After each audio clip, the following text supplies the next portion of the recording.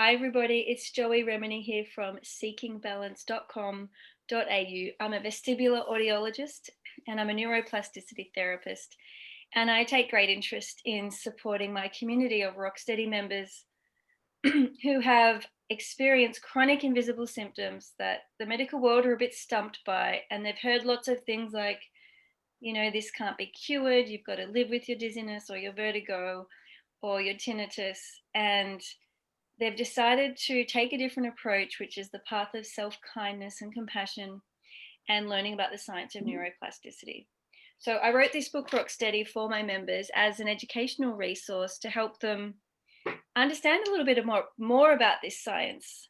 And a lot of people say to me, Joey, why is no one teaching me this? Why didn't my doctor tell me this? Why didn't my 10 specialists tell me this? Why didn't my physio tell me this? And I think the simple answer is they probably don't have time. I mean, it took me 9 months to write this book, so they probably didn't have time to really give you all of the information.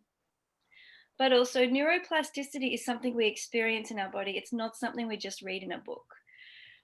It's not theoretical, it's not academic. It's something we pause, stop, and feel. It's something we choose to embody. It really changes us physically, mentally, emotionally, and spiritually. And the chances are that our health professionals and doctors and our medical team have studied the neuroscience and they understand how synapses connect and they understand neurons and they understand the basic concepts of mapping of the brain, but they will have no idea how to implement an active experiential practice of neuroplasticity. And they'll have no idea how to guide you through a home practice of changing those synapses on neural networks. So that bit takes life experience and practice, which we'll talk about, because today I'm going to introduce you to Maple from the US, who's read my book, who's gone through the process and has a really lovely perspective to share with you on finding hope and healing. So Maple, welcome, and thank you so much for your time. Thank you for having me, Joey. Yeah, so do you want to share a little bit? You just told me before the recording came on that you started with benign paroxysmal positional vertigo, which really perplexed you and was very expensive, was hard to diagnose, was difficult to treat. And then, of course, had the very normal attached anxiety. And you explained almost like a PTSD, like a post-traumatic stress response, which again is really normal when our whole life is disrupted and there's no clear answers or quick treatments. So do you want to speak a little bit about how you found the Rocksteady book? And just want to start straight up by saying BPPV by nature is benign. That's what the name stands for, benign paroxysmal positional vertigo, and it is treatable. But for some people, they find it very difficult to learn about treatments or find treatments. And so therefore they can live with it for decades, but it's reversible, it's avoidable, it's treatable. It's actually the best type of dizziness to have. And I've personally had it twice. So it's covered in the book, but that one's actually not typically a chronic condition. But what can happen is it can throw our lives into such disarray that it can lead to chronic invisible symptoms of perceptual, postural, positional dizziness, triple PD. So we go from BPPV to triple PD, and that's when we just feel like we're walking in a fog, or the astronaut feeling, or like this chronic jet lag or hangover that just doesn't end, and it's very disconcerting. And so Maple kind of stumbled across my book, I think, with that scenario, which I'm sure many listeners can relate to. But do you want to speak a little bit about what you were feeling about that kind of tricky and expensive diagnostic process with all the machinery, and then how my book came into it and how my book helped you? Did I lose you? Sorry. Sorry, can you repeat the last question? Must have been internet that stopped a Oh, little bit. no. So I was just going to say, are you able to explain a little bit about you had like a quirky, expensive diagnostic process, which was a bit traumatic with the machines, and then how you stumbled across my book and how my book ended up helping you? Well, before the big machine, I actually went through a whole long stages because right after the BPPV, it was terrifying. And I went to my doctor. He's like, "Oh, he did say you probably have the BPPV. Don't worry, it's gonna just go away. Go home. But if you want to, here are 2 YouTube links to follow so you could get rid of it." And I did that. It didn't help. What I didn't know, it's probably not very easy to do it yourself if you don't know how to do the exact angles at times. So I must have done it wrong slightly. So it never fixed me. But the part that most bothered me, like I told my acupuncturist, was I felt like there were two dizziness going on. One that is complete spinning, that doesn't happen very often, but more so the second one, which is kind of like when I just got off a boat or a long plane ride, and that didn't go away, drove me crazy. And I remembered my acupuncturist saying, oh, you can, just ignore it for a while, it'll go away. But it didn't, because that's what I think about every morning when I first wake up in the morning. Is it there? And it's there. Like when I'm working, when I'm walking, it's a little better usually, but it's always there. And then I started getting really nervous. So it's all these, I have panic attacks over it. I went to a psychiatrist who gave me pills. I went to therapists who talked me into calming myself down. It just wouldn't go away. And it was very devastating until I find those specialists in dizziness who did once again said, you have BPPV, after putting those goggles on and sitting me in this rotary chair, giving me vestibular exercises.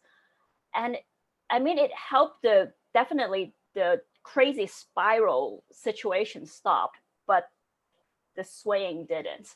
Yeah. I didn't know what it was. And I was like, I've spent so much money. I did a abdomen ultrasound scan to make sure everything's okay. And then I did MRI on the brain, and everything is just normal. Blood tests came back normal and everything. I was very frustrated and very sad at that point.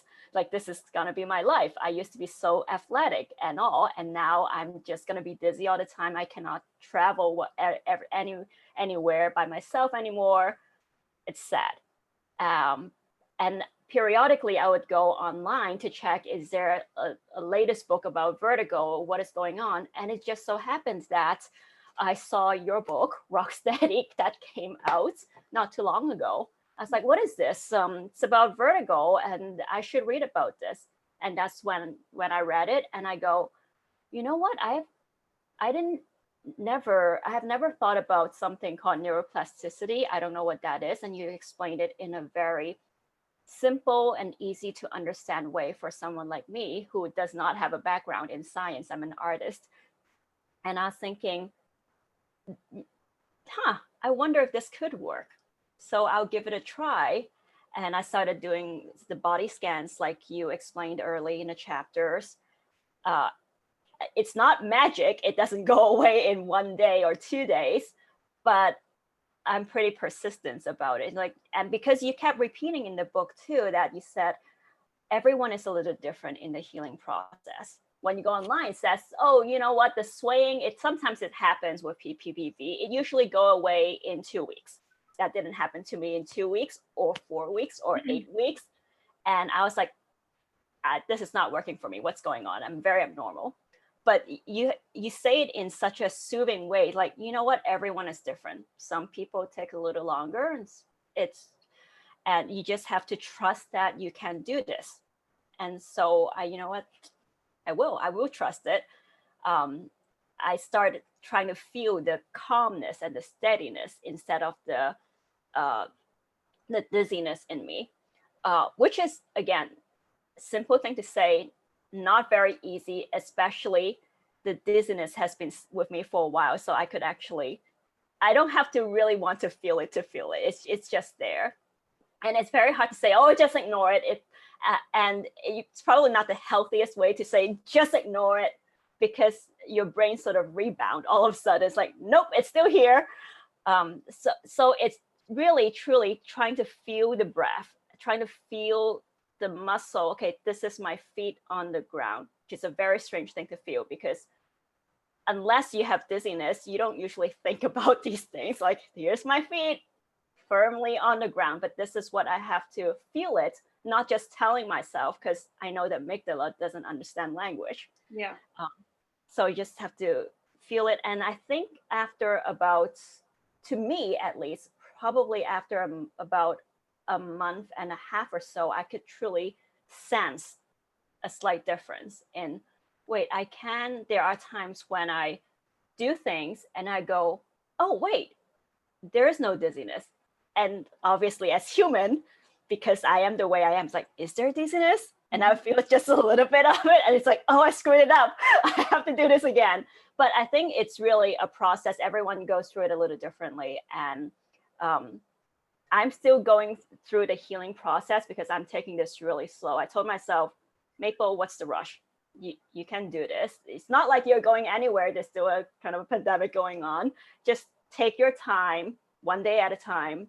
Try to feel it, meditate 10, 15 minutes a day by body scanning, feeling the calmness. And I truly think the book helped me in this particular direction. And it helps calm me down as a general. I could definitely feel the steadiness a lot more. That's beautiful. So I've got a few comments there. And my first one is, so if anyone's listening and they've had an experience with BPPV, there's no harm in trying a YouTube clip. I don't necessarily recommend them because there's so many out there that God knows what you're going to find and how shonky or effective it is. But you can treat BPPV using videos. And that's the reason in my Rocksteady program, which is the online program that complements the book, there is a full BPPV video kit which teaches people how to identify which ear has the benign paroxysmal positional vertigo, which is the loose floating calcium crystals. We need to figure out, is it the left or the right ear? Then we need to figure out which canal is affected. And then that tells us which maneuver is needed, because it's not always the epley and it's not always a generic one size fits all fix. We have to specifically and technically understand which ear, which canal, and then provide a safe, gentle home treatment that is not repeated. You actually just do it once or maximum twice. And then you wait for the body to give you the signal that it's actually fully resolved. And within 24 hours, certainly within a week, we usually see that completely resolve and go away for good. So that one, it's all about accurate testing and accurate treatment. And I think going to lots of doctors that give you general advice is not going to help. And scouring the internet for general videos is not recommended either. Okay, it's worth trying because you just never know when you luck out, right? So I would say don't put all your hopes in random YouTube videos, but you can treat this at home. You can test yourself at home. You can treat yourself at home. And the reason that's important to know is because I do have clients with recurrent BPPV. It's almost like that's the way they're designed. Their body gets intermittent bouts of it. It could be once a year, it could be twice a year, it could be once every 5 years. But if they're living in fear of it, they stop living their dreams. They stop going on their holidays. They stop, I've had clients who were terrified to leave the postcode or the zip code where their physiotherapist lived because they just felt like they had to be within arm's reach of their physiotherapist in case it happened. And I'm like, no. That means you're living in fear and anxiety and it's completely dominating your life. And it's treatable, it's simple, it's benign. So learning how to test and treat yourself means it doesn't matter if you're in Thailand or Ireland or Africa, you can be anywhere. You can have that online resource and you can test and treat yourself with complete confidence because you understand your body and your ears and you can just reverse that vertigo almost instantly. So it's important to clarify, you don't need expensive equipment and you don't need to rely on doctors or professionals to help you. If this is something you can literally test and treat yourself, which as Maple can relate to. If we have that empowerment and we understand our body, then we have no need for the anxiety. And so all the anxiety related dizziness and difficulties actually melt away because that's no longer in the picture. So that's just one piece. And the second piece is Maple referred to the amygdala, and that's a fancy word for an emotional part of the brain. And the emotional part of the brain, which is part of our limbic system, it's right between the ears. It's filtering a lot of the sensory input we're experiencing in day-to-day living, whether it's sounds or movement, or even intuitively picking up on relationships and context and nuances in conversations.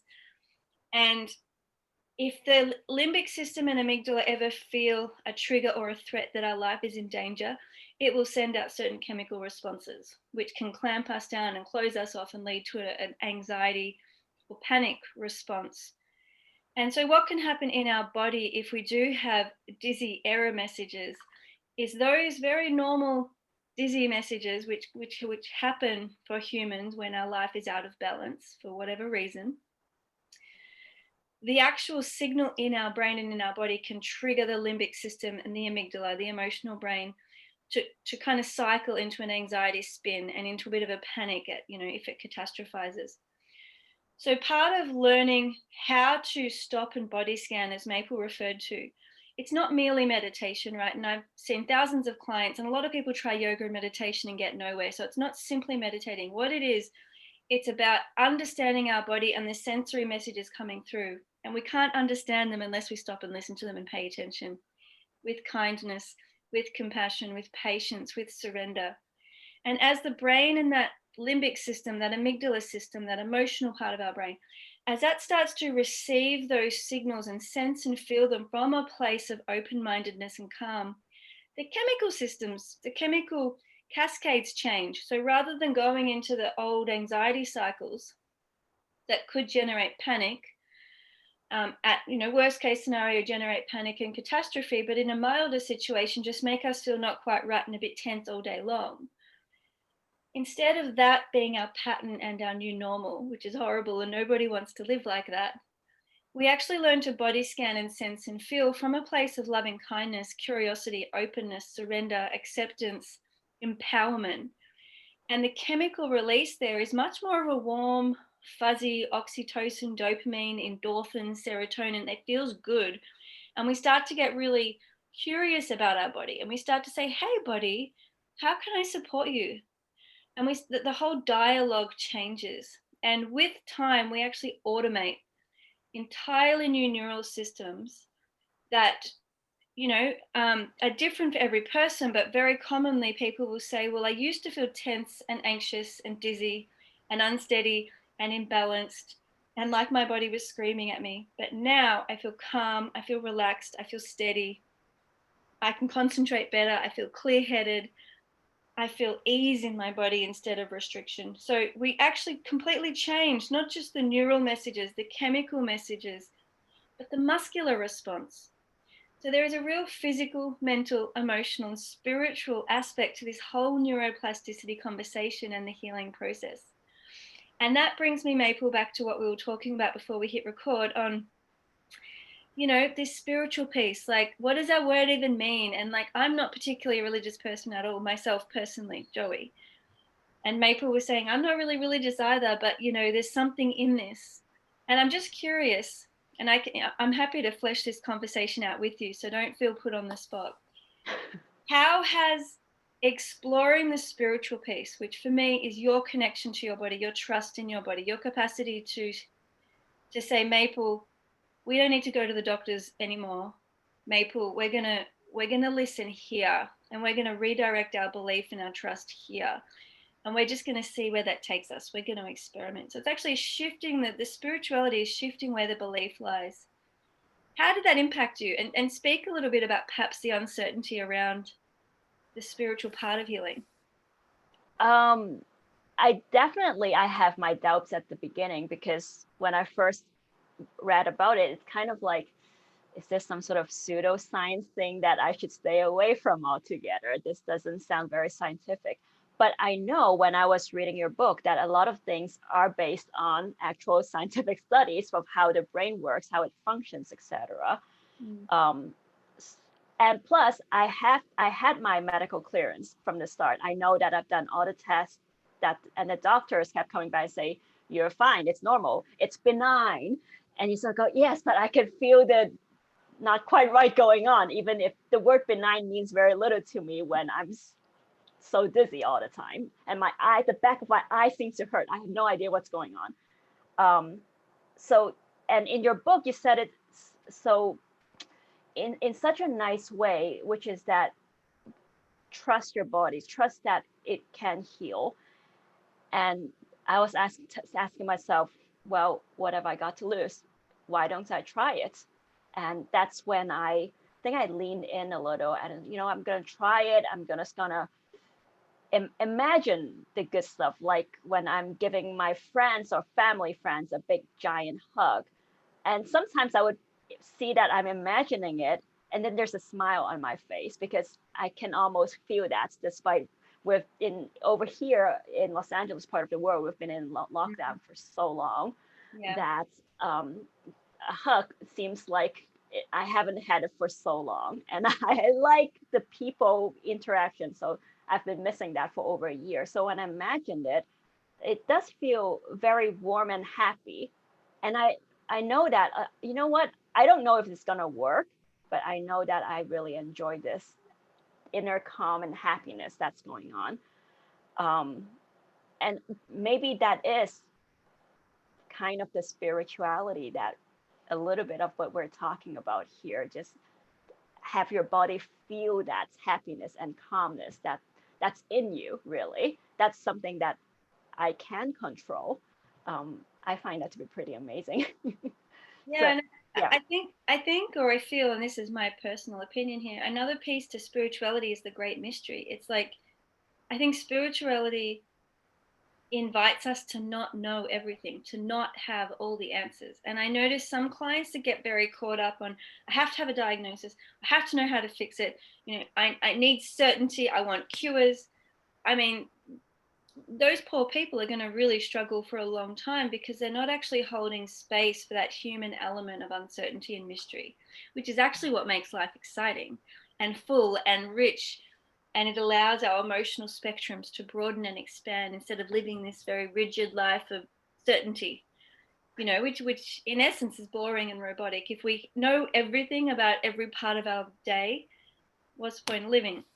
So there's an anxiety piece, and so I think part of spirituality, which is a personal relationship to yourself, to your body, to the world around you, it's not denominational or religious or institutionalized. Spirituality is a personal connection, and I think it holds the space for mystery. And I think our body is our container, it's our vehicle for experience. We can choose to experience life or to numb out and block it.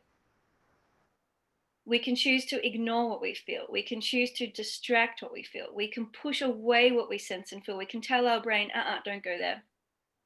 Right. Or we can soften and open up to the mystery and say, okay, let's feel this. And as we feel it, we can say, okay, now I'm sensing and feeling with safety what's arising in my vehicle, in my body. There's a physical change in chemical release in the brain, in the neurons, in the nerve pathways, in the nerve maps, in the nerve patterns. There's a physical change when we choose to stop, pause, and feel, right? Mm-hmm. And when we're living in ignoring, distracting, denying, pushing away, medicating, numbing, when we're living that life, it's much more an anxiety and fear response. So what are the chemicals released?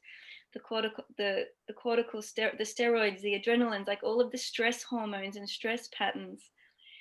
And then what's the physical response? We don't digest as well. Our skin doesn't glow as brightly. We don't feel as good. Our muscles tighten up. We get caught up in the fight, flight, freeze. Our joints kind of feel rusty. Like there's radical physical consequences to our spirituality. And I think, as you've quite rightly phrased, we choose what we believe in. We're in control. This is where we can feel empowered and sovereign. And so I can choose to get curious about what I'm sensing and feeling in my body, my vehicle, or I can choose to not trust it, block it out, numb it, and take any medicine or use any device that's given to me, right? And put the power in the outside world, give my power away. It's still a choice. And I'm not even suggesting there's a right or a wrong, a good or a bad. Both choices are fine, and both choices are perfectly human, and both choices will lead to livable outcomes. But I think it's really important to stop and sense physically, mentally, emotionally, and spiritually, what can I control? And choosing where we believe, choosing where we focus, and choosing how we influence that sensing and feeling process. It's really exciting once we go, oh my God, I've got this. I can actually navigate, cultivate, and find my steadiness if I look for it and if I know my body well enough to know where to find it. And you mentioned my feet. So if that works for me, I can use the sensory information that my neurons are firing from my feet and feeding up into my brain that tells my brain at a sensory level, like a touch level, I'm steady right now. And I know that because my feet are telling me. And if I choose to tune into the feet, then I'm activating that part of my brain that's consistent with the neural firing patterns of groundedness. However, if I'm looking for my dizziness, I'm teaching my brain to fire the anxiety loops, the anxiety neurotransmitters and chemicals, and to activate that part of my brain that represents the dizziness message. And I'm teaching my brain to do more of that. And all of this is covered in the book in terms of the science behind the patterning and the synchronicity of firing, and how where we choose to put our attention impacts that physical response and that physiological response that we're living with. So I find, and I'd love to hear your perspective on this, Maple, but I find it really exciting. And I actually remember the moment, like I remember the moment sitting in my car, returning to my breath, kind of really just dropping in with an exhale into my presence and into my reality, and thinking, wow, I completely just overrode my dizziness. Like I was going through a vertigo thing in the car, and I just chose to sit back and exhale and like drop my buttocks into the car seat and feel the seatbelt and just feel the steering wheel. And I was like, I'm so fine right now. And the dizziness just completely disappeared. And it was like I completely intercepted the dizzy signal and I overrode it with my body scanning, my presence, my reality, which was I am safe. No need for anxiety, no need for fear. So my amygdala, my limbic system, my emotional brain got the message, and I felt the lovely dopamine and endorphin and serotonin release. And I was like, ah, wow, I just did that. That was amazing. So I think it's exciting once you get the feeling of changing your brain, changing your body, and changing how you sense and feel. Doesn't actually matter how you do it. There's no rule book. But it feels amazing. And I think the proof is in the pudding. And you mentioned I could just imagine cuddling a friend, right? And someone might be like, well, that's just in the head. Well, yeah, all of your neurons are in your head.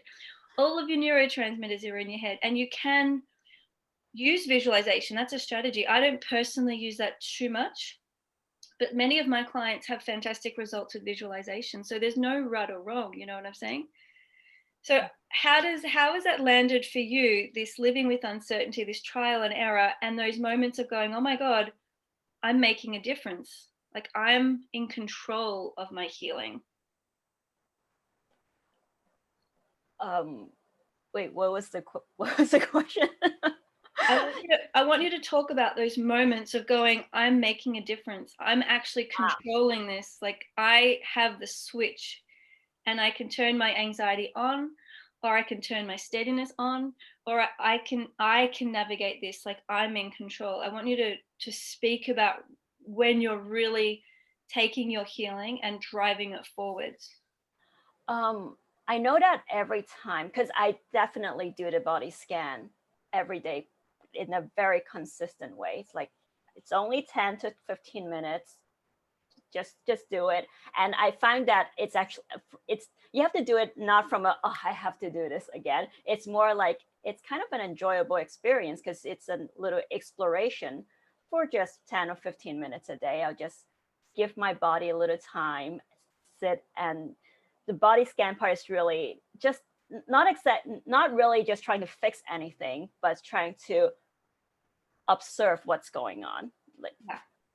and I think from minute 1 all the way to, let's say, the end of the 10th minute, that's when I can actually feel that difference in terms of the calmness. I can actually it's I can actually be more in sync with that kind of feeling, and that's amazing. I remember not too long ago, July 4th, it was Independence Day in America, and I was at a family's friend's house. She was having a barbecue, and I was just standing on that balcony and thinking to myself all of a sudden, you know, I feel really calm and joyful right now and very steady. That hasn't happened for a long while, considering since I had BPPV starting last year. I was like, wow, Maple, good job. You've come a long way. And I remembered being very happy at that moment that the body scans and everything, it does work. And I do really like it when you mentioned in the book that, first of all, do a medical clearance. That's very important, because you're not just telling us to, okay, don't go to the doctor and do this. Like, no, go to the doctor, and all the doctors have your best interest in their hearts. Truly, I do believe that they do try to fix you. they're just doing it in the method that they know how to do, and it might not work for everyone. And in my case, it didn't work. That doesn't mean that they're trying to scam me or anything. It just means that their method, their pills, it didn't work for me. But you know, you just have to take it one step at a time and go, okay, medical clearance, nothing's physically wrong. Now it's up to me in my spirituality to try to find a way to lead the life that I want to lead. In this particular case, it's the calmness and the steadiness. I think it's I love it that you kept telling us that in the book. It's like, be gentle, be kind to yourself. And I was thinking, am I not kind to myself? All I want is to heal very quickly. Is that not kind? But apparently that rush might be a little too much, because you want it so much and you want it now. So you know, you just have to take it back a little. I'm glad you mentioned that, because if we boil it down, that, you know, I just want to heal. I don't want to give up. I don't want to let myself down. I've got to push until I'm normal. I want to go back to the way I was. That really pushy, ambitious attitude is super normal. And probably to a certain extent, almost everybody goes through a phase of that. But if you think about underlying all of that dialogue and that self-talk, which is part of our mental healing, and through the Rocksteady process and the Rocksteady program, we have to really understand our mental constructs as part of healing. And underneath that is really, I don't like the way you are right now, Maple. You should be different. You are fundamentally wrong. You need a fix. You're abnormal.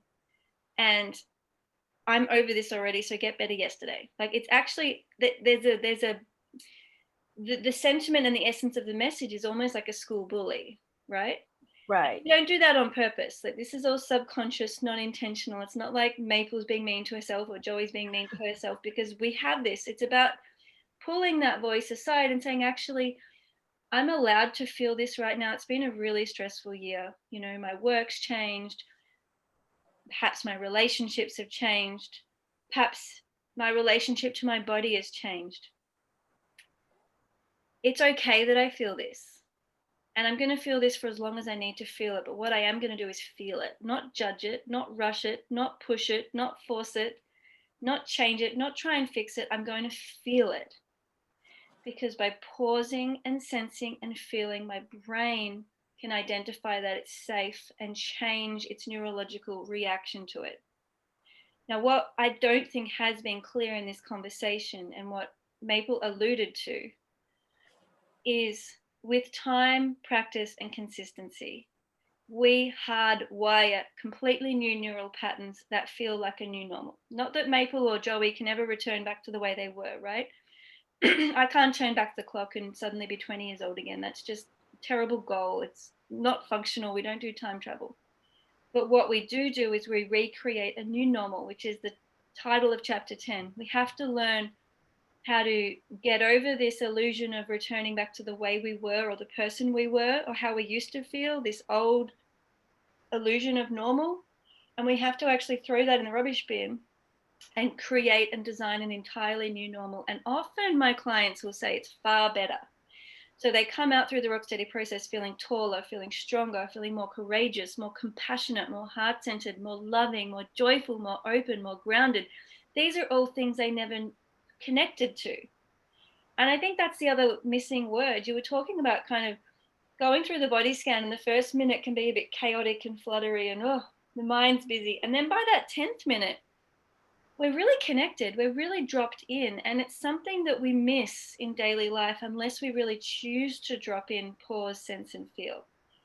And we can live day after day, week after week, month after month, year after year, and never really feel what's truly going on in our vehicle, in our body, and which makes us very vulnerable to the outside world, because we can end up making choices and decisions based on what other people think we should be, which means we're never really authentic or honest with ourselves and living the life we really want to lead. So it's no wonder our body is screaming at us, right? And again, this brings us back to that physical, mental, emotional, spiritual intersection and interaction. It's all connected. So where our beliefs lie impacts our emotional response, impacts our mental constructs and thought patterns and worry patterns or ideas or beliefs or encouragement. And all of that impacts the physiology and physical patterns. So it's, to me, it's just a really logical kind of basket: physical, mental, emotional, spiritual. It's all weaved in together. You can't really have one without the other.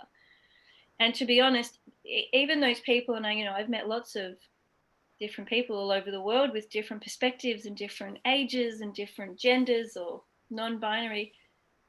And, some people just literally don't believe they can heal themselves. They're completely rigidly cut off to that concept. They're not open to the conversation. They're not open to the idea of it. They think neuroplasticity is a crock.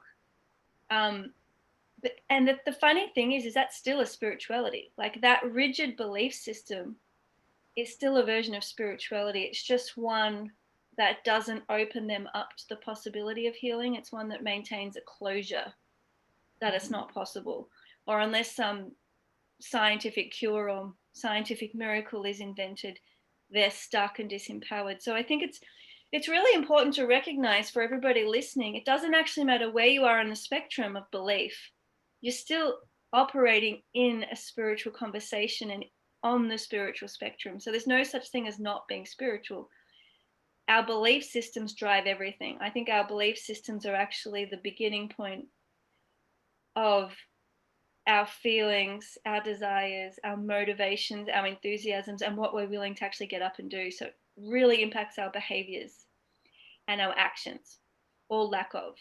So I think, congratulations for finding the book, reading the book, and having that motivation and that enthusiasm to take 10 or 15 minutes a day for yourself.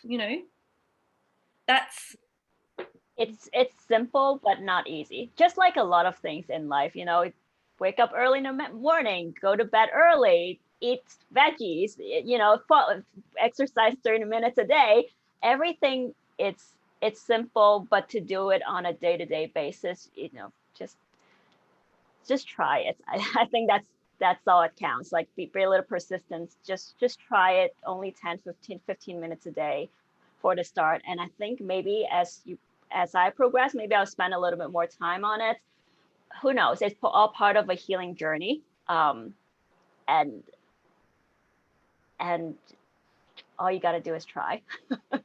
yeah, my experience is actually that it gets easy. So it starts off definitely as challenging, or it starts off a bit exciting, like a new boyfriend or girlfriend. It's a bit like, ooh, let's try this new and exciting thing. Then the new relationship hormones and chemicals die off a bit, and it's like, oh, do I have to keep doing this?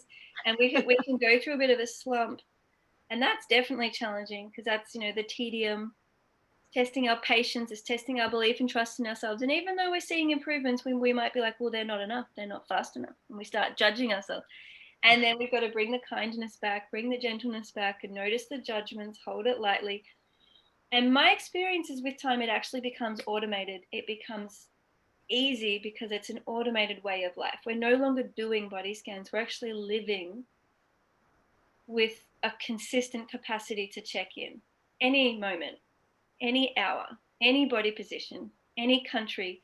We have the capacity to choose to feel 24/7. So what might start as a formal 10-minute practice actually becomes a way of life. And that 10 or 15-minute practice can also become our refuge, our sanctuary from the busy world that's overstimulating and telling us who we should be and what we should do. And it's exhausting and overwhelming. And sometimes we're like, you know what? I just want to go back to me, because this is my sanctuary. So my experience is it actually becomes easier, it becomes automated, and it becomes a real honoring of who we are as a human, rather than some thing we tell ourselves we should do because we're abnormal. Right? And that's all part of the healing process, is shifting from the shoulds and really moving much more towards desire. I desire this. I want to feel. And so, yeah, so keep going, Maple. It sounds like you're really on track. I'm so glad that you're having those days and moments of saying, well, I feel happy, I feel calm, I feel steady, like my neural system is changing. Absolutely. And I have evidence of that, that they're those moments to celebrate and hold on to, because we expect you to get more and more of them until they really become hardwired. Agreed. Yeah. Any last words, or any last statements on kind of like what the book's left you with? Like any kind I yeah. do really want to say that I really love it. That there were times when it feels like each chapter of the book feels a little bit like a yoga session to me. I'm not a big yogi myself, but I know when I go into, every time you go into a yoga session, all right, we're gonna first hum. It's just part of the information is a little repetitive, and I like it because it's very slow in terms of trying to tell you, don't worry, this is what's going on, and you can do this, be gentle to yourself. Um, it's really soothing, I have to say, because I've read a lot of other books on stress and neuroplasticity since, and they are great books too, but they are very scientific facts, one thing after another. And especially when my brain was still trying to figure out a lot of things within all the dizziness, it's really hard to take in all those scientific data information. But in your book, it's really easy to follow and understand what's going on, what can help. All right, now take the time to do these steps very slowly. And if it doesn't work, that's okay too. Maybe put the book down and try again an hour later, or maybe tomorrow, or maybe in a week. There's no rush. You can heal. Everyone is a little different, so take your time. And I do really appreciate it because it helped me tremendously when I was going through a very desperate and lonely time. Yeah, I'm so pleased that you've moved beyond that really sticky pain point of feeling like, oh my god, this is me forever. I'm just never going to feel myself, and It I'm did, so especially when you're perusing a lot of different forums online. That just like, oh, it's been years, there's no cure, I don't know why that is. And I go through both forums in English and Chinese because I can also read that language. And they're both like really just the same thing. And even though the logical part of me says, well, maybe people who were healed don't just go online randomly and said, oh, I'm healed, I haven't had an episode for the last 5 years, because we're human, we don't do that. So we only make a comment when things are not right. So that's all I see on the forums, which brings me to, and then that's how I discovered there's a Facebook forum. And that's when I wrote a thank you note after reading it for a little while, because it's very positive. And I do truly appreciate it because you can see that there are a lot of people who are going through a similar journey and they are healing. yeah. So it gives hope. Yeah, definitely. Word of warning, be careful which forums you sign up to. You don't believe the rubbish out there. You don't even need a cure for these symptoms. Cure is the entirely wrong word. All we need to do is to change our neural networks, to build new neural pathways, and to redesign and rewire our new normal. And what happens is we then return to normal and we override the symptoms. So the symptoms become a thing of the past that we no longer really worry about. And if they do come and go, they come and go in a normal context, like a normal person that might get the odd bit of dizziness or tinnitus in their daily life, but it's really no big deal and it comes and goes flippantly. So redesigning these neural pathways to me is not a cure.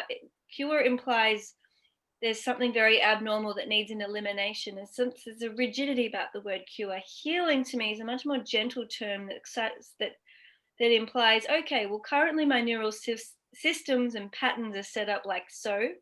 That's not working for me, so I'm going to choose to redesign it and recraft it. And I'm going to cultivate new patterns that I choose based on the sensations I want to feel. And that all comes about in chapter 2. And you start those exercises in chapter 2 and you build on that in the whole book.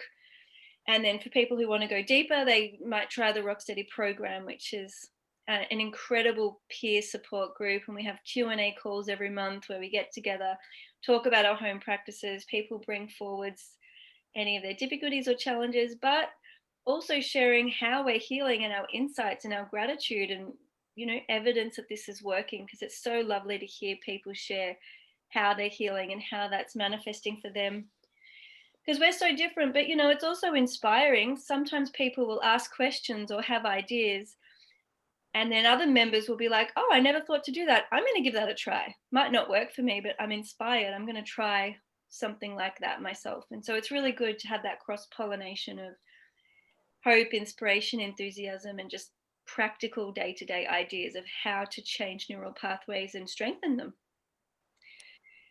So, yeah, and I would love to get my book translated into Cantonese or Mandarin. So, let's fingers crossed that will happen. We've got Fingers crossed. translations. Yeah, we've got translations coming through for a bunch of European languages, but I'm really hoping we get the full spectrum for global reach, because it really is, it's an insanely common issue on every continent, in every language, every gender. It's just this is a human experience, and it just baffles me that it's so poorly discussed. The conversation is not loud enough, and a lot of people are really suffering in silence. So if you know someone with vertigo, tinnitus, or dizziness feeling not quite right, get them a copy of this book. We're actually re-releasing a second print run early September 7th, 2021, along with releasing the audiobook of Rocksteady. So it's pretty exciting times. You can pre-order the book now. I'll pop a link below on this interview. Thank you so much for your time, Maple. Thank you. Appreciate it. Yeah, I'm Joey Remenyi from seekingbalance.com.au. Visit my website for loads of resources, information about the book, and of course, the more comprehensive and full Rocksteady program. So it's a short bye for now. Bye.